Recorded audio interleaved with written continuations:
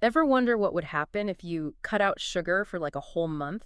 And I mean really sugar-free, like no honey in your tea, no maple syrup on your pancakes. We're talking zero added sugar. Yeah, totally. So today, we are diving deep into all the stuff that happens when you ditch the sweet stuff. And let me tell you, some of it is seriously surprising. For sure. Our source material today is a video by Dr. Sten Ekberg called "What If You Totally Stop Eating Sugar for 30 Days?" Okay, we've seen that one, yeah. He gets into some really fascinating stuff beyond just, weight loss, which we all know is a biggie. Right. He talks about the impact on your energy levels, your mood, even your taste buds, which is kind of wild. Totally. That's actually one of the things that's super interesting about this whole topic. It's the way that sugar, especially the refined stuff, really messes with your brain chemistry. Oh, wow. Dr. Ekberg even compares it to like addictive drugs and the way it triggers those reward centers. Hold on, are you saying my afternoon chocolate craving is like a full-on chemical dependency? Well, think of it this way. A little bit of natural sugar, like what you find in fruit, is one thing. Okay. But when you're talking about those concentrated doses they put in processed foods and drinks, that's where things get a little dicey. That makes sense. It's like the difference between having a cup of coffee and popping caffeine pills, Okay, yeah. The intensity is just different. So let's say I decide to go cold turkey on the sugar. What happens then? Do I just turn into a sugar-deprived monster? You might feel a little bit off at first, that's for sure. Yeah. Your body's used to getting that quick sugar rush, so when you take that away, Right. you might notice a little dip in your energy levels. Makes sense. But here's where it gets really interesting. Your body actually starts to adapt. It becomes what's called fat adapted, meaning it learns how to burn fat for energy instead of relying on sugar. Fat adapted. Okay, that sounds kind of intense, like my body just flips a switch or something. Think of it like, imagine you're switching a car from running on gasoline to running on electricity. Okay, yeah. It takes a little time for your body to adjust to using fat as its primary fuel source. Right. But once it does, it becomes incredibly efficient. Wow, that's really interesting. And that's one of the reasons why that 30-day mark that Dr. Ekberg talks about is so important. It gives your body enough time to really go through that adaptation process. So it's really about building new habits, retraining your body, kind of like when you're trying to stick to a new workout routine. Exactly, yeah. And Dr. Ekberg is very clear that this isn't some quick fix, It's about making a lasting change. And that means cutting out all added sugar. Yeah. He even points out that those so-called healthy sweeteners like honey and agave, Yeah. they still count. Wow. Okay, so this is a no-cheat challenge we're talking about. Pretty much, yeah. But I'm even more curious about those other benefits you mentioned earlier. You said something about reduced pain and better gut health. Yeah, definitely. So one of the things that Dr. Ekberg talks about is how cutting out sugar can significantly reduce inflammation in your body. Oh. And when you reduce inflammation, Yeah. all sorts of good things start to happen. Yeah. You might notice less joint pain, Okay. better digestion, a happier gut. Hold on, I always thought inflammation was mostly linked to, like, exercise and just diet in general. What does sugar have to do with it? Well, here's the thing. Sugar can actually set off this whole chain reaction of inflammation throughout your body. Oh, wow. And it can impact all kinds of systems. So when you cut out sugar, you're essentially hitting the brakes on that inflammatory response. Wow, I had no idea there was such a strong connection there. This is already blowing my mind. But there's more, right? What about those sneaky sources of sugar that Dr. Ekberg mentioned? Right, yeah. This is a big one, and it might surprise you. Things like white bread, white rice, and pasta. They basically break down into sugar in your body super quickly. Wait, are you serious? So those foods are basically sugar in disguise. Kinda, yeah. I am never looking at a bagel the same way again. But does that mean that everyone should just avoid all carbs forever? Like, what about athletes who need that energy for training and stuff?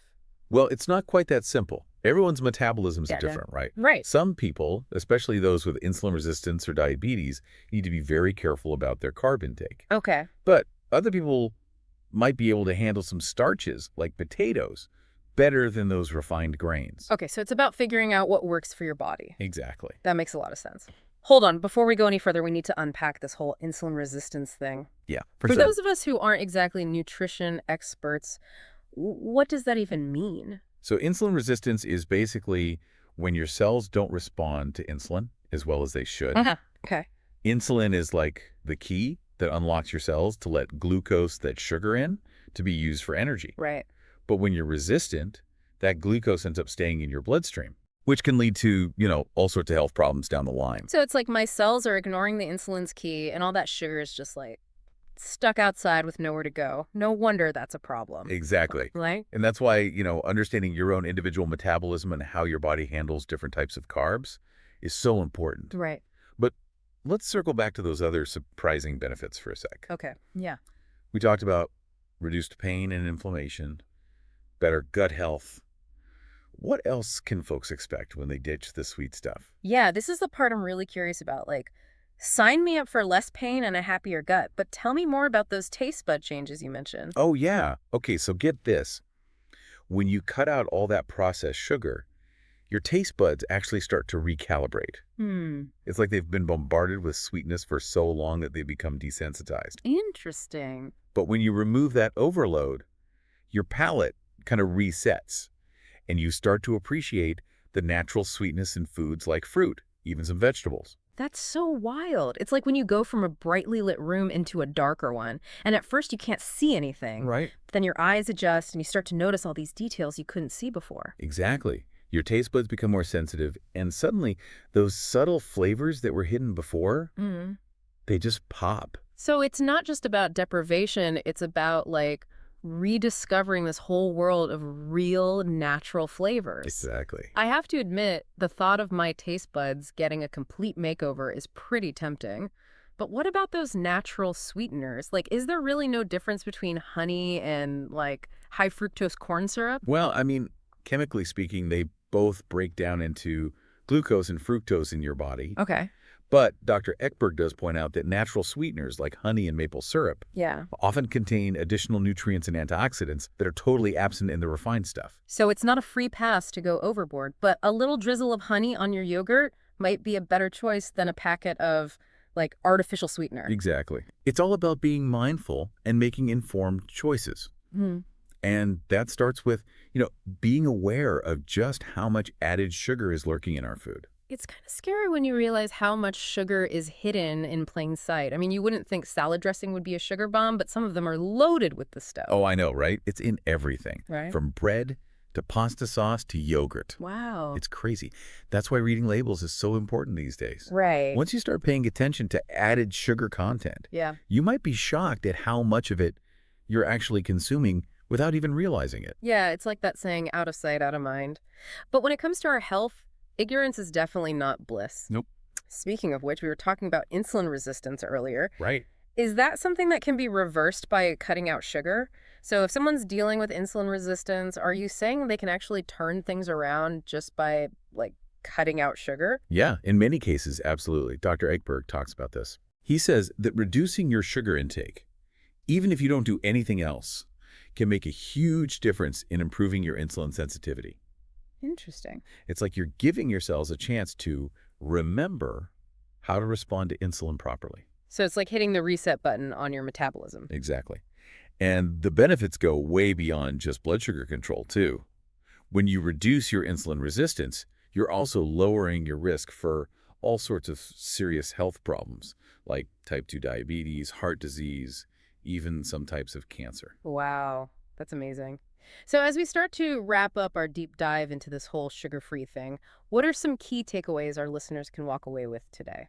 Well, I think the biggest one is just remembering that this isn't about, fitting into your skinny jeans or whatever. Yep. We're talking about potentially transforming your health in some really profound ways. Right. We're talking about reducing inflammation, improving gut health, boosting energy levels, even sharpening your focus and resetting your taste buds, like we talked about earlier. It's like a whole body tune-up just from cutting out sugar. Pretty much. That's amazing. And remember, it's not about being perfect, Mhm. It's just about making more conscious choices and being more aware of the impact that sugar has on your well-being. So true. Every little bit counts. But I have to be honest, thinking about giving up sugar for a whole month, it does sound kind of daunting. It sounds like a real challenge. It can be, for sure, especially at first. Dr. Ekberg even talks about how sugar can be addictive, so those first few days might be a little rough. Yeah. But the cool thing is, he also stresses that it gets easier.